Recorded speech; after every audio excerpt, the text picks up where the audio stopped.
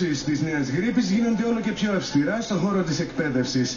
Στον Δημοτικό Παιδικό Σταθμό Σικαιών Θεσσαλονίκης, στη μάχη για τον περιορισμό πιθανών κρουσμάτων, επιστρατεύεται τις τελευταίες ημέρες και ειδικός θερμομετρητής που θα προειδοποιεί γονείς και εκπαιδευτικούς όταν εντοπίζεται πυρετός σε κάποιο από τα νήπια.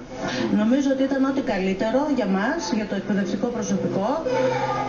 Μας δίνει μια σιγουριά, ξέρουμε τα παιδιά πώς μπαίνουν μέσα στο παιδικό σταθμό. Η πρόληψη είναι το μόνο που μπορούμε να κάνουμε. Όποια μέτρα παίρνονται για την πρόληψη, καλά είναι. Αισθάνομαι ασφάλεια σαν μητέρα, γιατί με αυτό το μηχάνημα μπορούμε να δούμε αν το παιδί έχει πυρετό.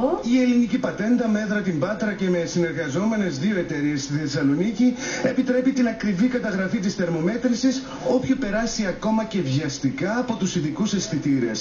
Το πράσινο ανάβει όταν η θερμοκρασία δεν ξεπερνά τους 37 βαθμούς, το πορτοκαλί αφορά σε θερμοκρασίες έως 37,5 και από εκεί και πάνω ανάβει η κόκκινη ένδειξη μεγαλοφόνος.